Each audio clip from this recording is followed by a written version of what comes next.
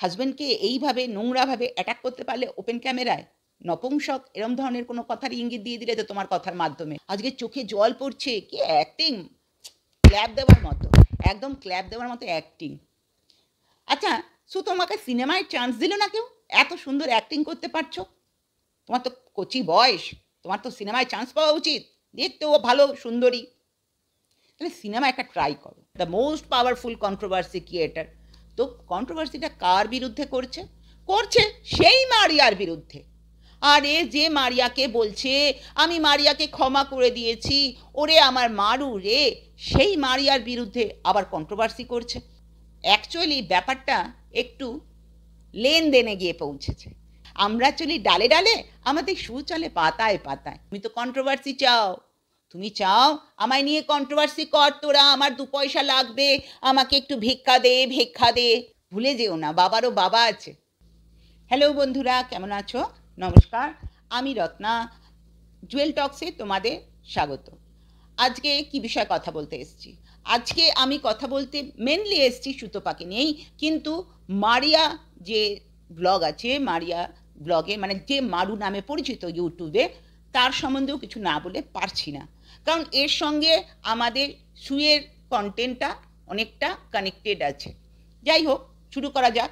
এবার আমরা দেখতে পাচ্ছি যে কয়েকদিন আগে একটি ভিডিওতে মারিয়ার যে হাজব্যান্ড আছে, সেই জামাই বলে পরিচিত ছেলেটি আমাদের যে এই কন্ট্রোভার্সি ক্রিয়েটারদের বলেছিল বরাহ নন্দন।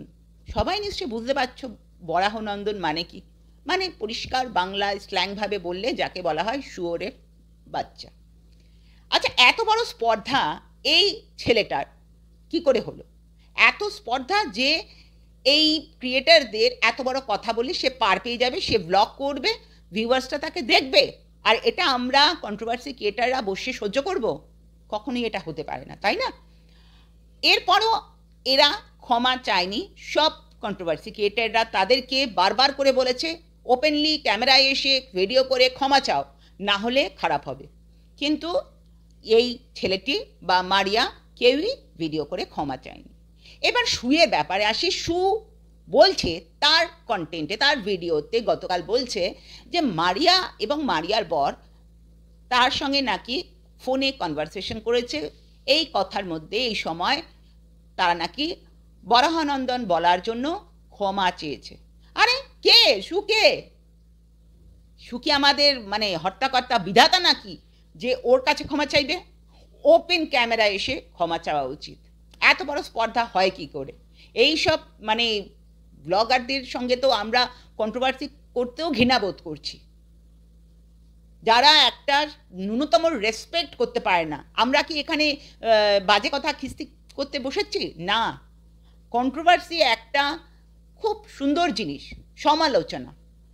ব্লগাররা ব্লগে যা দেখায় আমরা তার উপরেই বেস করে সমালোচনা করি, তাই না? এবার শুয়ের ব্যাপারে বলি। শু তার ভিডিও খুলে কন্ট্রোভার্সি করতে বসে গেছে, তাই তো controversy creator, the most powerful controversy creator. তো কন্ট্রোভার্সিটা কার বিরুদ্ধে করছে? করছে সেই মারিয়ার বিরুদ্ধে। আর এ যে মারিয়াকে বলছে আমি মারিয়াকে ক্ষমা করে দিয়েছি, ওরে আমার মারু রে, সেই মারিয়ার বিরুদ্ধে আবার কন্ট্রোভার্সি করছে। বলছে ওরা আমার কাছে ক্ষমা চেয়েছে, আমি ক্ষমা করে দিয়েছি। অ্যাকচুয়ালি ব্যাপারটা একটু লেনদেনে গিয়ে পৌঁছেছে। এই যে মারিয়া আর তার হাজবেন্ড দুটি অল্পবয়স্ক ছেলে মেয়ে বাড়ি থেকে পালিয়ে বিয়ে করেছে এবং তারা ঘর বেঁধেছে। তাদের এখন পয়সার খুব দরকার, তাদের ইউটিউব চ্যানেলটাকে, একটা ডেলি ব্লগিং চ্যানেল আছে, সেই চ্যানেলটাকে তারা প্রমোট করতে চাইছে থ্রু সুতোপাদি।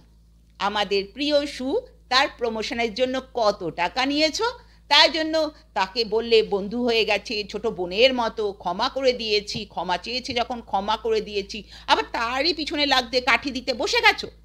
এটা কিরম ধরনের ব্যাপার? পরিষ্কারই তো বোঝা যাচ্ছে টাকা খেয়ে কন্ট্রোভার্সি করছো। হয় টাকা এখন দিয়েছে, নয় টাকা পরে দেবে। যাই হোক, একটা লেনদেনের ব্যবস্থা হয়ে গেছে। কারণ আমাদের সু তো প্রচণ্ড চালাক। আমরা চলি ডালে ডালে, আমাদের সু চলে পাতায় পাতায়, তাই না? তাই সু এই খেলাটা খেলল। তারপর যখন ও কন্ট্রোভার্সি করছে এই মারিয়াদের নিয়ে, তখন আমাদের সুতোপাদি বলছে যে মারিয়া আজকে একটা ক্লিকবিট খেলেছে তার ভিডিওতে। ক্লিকবিট মানে থাম্বনেল লাগানো, যেই থাম্বনেলের মধ্যে এমন কিছু লেখা থাকে যেটা ভিডিওর মধ্যে খুঁজে খুঁজে খুঁজে খুঁজে খুঁজে খুঁজে আপনারা কেউ পাবেন না, তাকেই বলে ক্লিকবিট। মানে ওটা দেখেই লোকে ভাবে এই ব্যাপারটা খুব ইন্টারেস্টিং লাগছে, পট করে টেপে এবং ভিডিওটা খুলে ওটাকে দেখতে থাকে, ভাবে এর মধ্যে কোথাও না কোথাও ভিডিওর মধ্যে এই গুপ্ত কথাটি আছে, অথচ কোথাও নেই। এবার এই যে ক্লিকবিটটা খেলেছে বলে ও অভিযোগ করছে আমাদের সুতপা।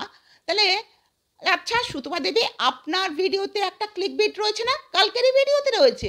আপনি নাকি রানাঘাটে চলে গেছেন, ঘর ছেড়ে দিয়েছেন, ক্লিকবিট দিয়েছেন তো এটাও। আপনি তো শ্বশুরবাড়িতে বসেই ভিডিও করছেন, অথচ ক্লিকবিটে কি লিখলেন? রানাঘাটে চলে গেছেন। আপনিও ভিডিও করছেন, ওরাও ভিডিও করছে, ওরা ক্লিকবিট দিয়েছে, অবশ্যই অন্যায়, কিন্তু এটা দিয়ে থাকে, সবাই দিয়ে থাকে, সবাই করে থাকে ভিউয়ার্স টানার জন্য, তাই না? আপনিও করেছেন। তাহলে এই পয়েন্টটাকে নিয়ে আপনি কথা বলার কে? আপনি যখন নিজেকেই শুধরোতে পারছেন না, তাহলে ওকে কেন বলতে যাচ্ছেন যে তোরা ক্লিকবিট খেলেছিস? আসলে একটা ব্যাপার কি জানেন তো, এই যে আমাদের সুতপা দিদি আছে, ভীষণ সুন্দর একটা গেম প্লট করে মার্কেটে নেমেছে তার পরিবারকে বিক্রি করে কিছু পয়সা রোজগার করার জন্য। এবার এই যে সুতপা দিদি তার ভিডিওতে এসে প্রথমে কাঁদলো। কি গান করলো? নাম গুম হো জায়গা, চেহারা বদল জায়গা। সচ মে তোমার নামটাও গুম হয়ে যাচ্ছে।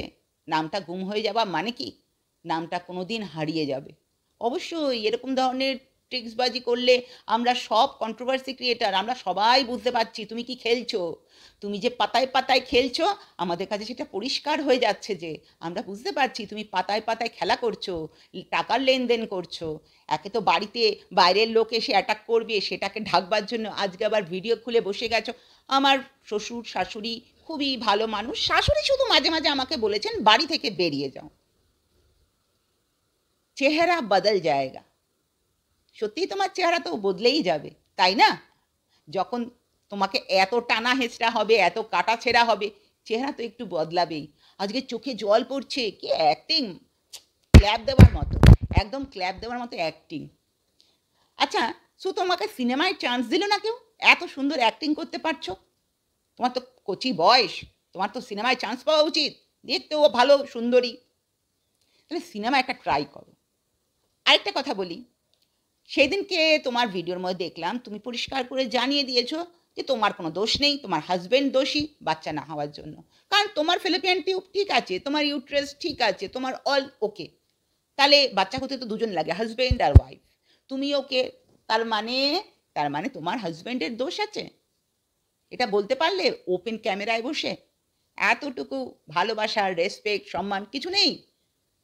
হাজব্যান্ডের সঙ্গে ঝগড়া হোক, ঝাঁটি হোক, যাই হোক, আর তোমার হাজব্যান্ড মোটামুটি ভালো মানুষ, ঝগড়াঝাটি করলেও সব মানুষই ঝগড়া করে, ভালো মানুষ হোক খারাপ মানুষ হোক সবাই ঝগড়া করে, রাগ হলে ঝগড়া করতেই পারে, সেটা কথা না। কথা হচ্ছে হাজব্যান্ডকে এইভাবে নোংরাভাবে অ্যাটাক করতে পারলে ওপেন ক্যামেরায়, নপুংসক এরম ধরনের কোনো কথার ইঙ্গিত দিয়ে দিলে তো তোমার কথার মাধ্যমে, আমরা কিন্তু বলিনি, অন্তত আমি কিন্তু বলিনি, তুমি বলেছ।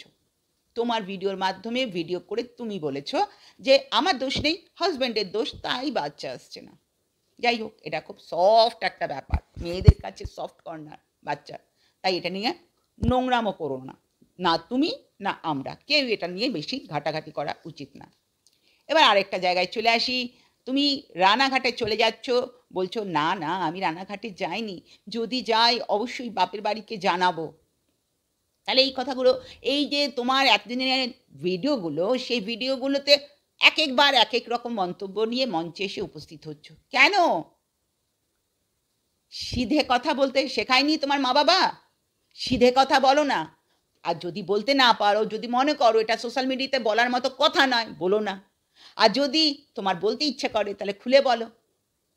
তুমি তো খুলে বলবে না, তুমি তো কন্ট্রোভার্সি চাও। তুমি চাও আমায় নিয়ে কন্ট্রোভার্সি কর তোরা, আমার 2 পয়সা লাগবে, আমাকে একটু ভিক্ষা দে, তাই না? তাই জন্যেই সবাই বসে গেছে তোমাকে নিয়ে কন্ট্রোভার্সি করতে, তোমার খুব ভালো লাগছে। আরে 2 পয়সা ইনকামের ব্যাপার আছে না, তোরা বুঝিস না? এগুলো তো বুঝতে হবে। ফোনে ফোনে টাকার লেনদেন হচ্ছে, যার সঙ্গে বন্ধুত্ব তার সঙ্গে কথা হচ্ছে, সে তোমার কাছে ক্ষমা চাইছে, তারই পিছনে কাঠি দিতে বসে গেছো ভিডিও খুলে। টাকার লেনদেন ছাড়া এটা হতে পারে না। তোমার শাশুড়ি তোমাকে বলেছে মানে ঝগড়ার মধ্যে বলে থাকে বাড়ি থেকে বেরিয়ে যাও। আমার তো মনে হয় পৃথিবীতে 90% শাশুড়ি এই কথাটা রাগের মাথায় বলে থাকেন। তার বাড়ি, তার হাজব্যান্ডের বাড়ি, তার ছেলের বাড়ি, সে বলেছে হয়তো। কিন্তু তুমিও তখন বলতে পারতে যে তোমারও যা অধিকার এই বাড়িতে, আমারও তাই অধিকার। তুমিও পরের বাড়ি থেকে এ বাড়িতে বউ হয়ে এসেছিলে, আমিও পরের বাড়ি থেকে বউ হয়ে এসেছি। কোনো জায়গা থেকে পালিয়ে তো আসিনি, তুমি নিজেই বলেছো দেখাশোনা করা বিয়ে। সুতরাং জোর গলায় প্রতিবাদ করতেই পারতে, তাই না? তোমার শাশুড়ির নামে তুমি একটুখানি রাগ দেখালে যে আমার শাশুড়ির প্রতি একটু রাগ আছে, আমার শ্বশুরমশাই খুব রাগী, খুব রেগে যান, তুমি বলেছো। কিন্তু আবার ঠান্ডা হয়ে যান। আমার বর তো কিছু রাগেই না, ওকে আমি কাঁথায় শুয়ে দিলে কাঁথায় শুয়ে থাকে, নিচে শুয়ে দিলে নিচে শুয়ে থাকে, একদম ভোলে ভালা মানুষ, তাই না? যাই হোক, এ ব্যাপারে আমার দরকার নেই, দে আর আউটসাইডার, তাই? কিন্তু তুমি তো আমাদের কন্ট্রোভার্সি ক্রিয়েটার, তুমি কন্ট্রোভার্সি করতে বসে কন্ট্রোভার্সি নিজেই তৈরি করে মাঠে খেলতে নেমে গেছো। তাহলে চলো খেলা হোক, খেলা হবে। আরও ভিডিও নিয়ে আসছি তোমাকে পিন ফোটাতে। তোমার কত সহ্য ক্ষমতা আমরাও দেখব।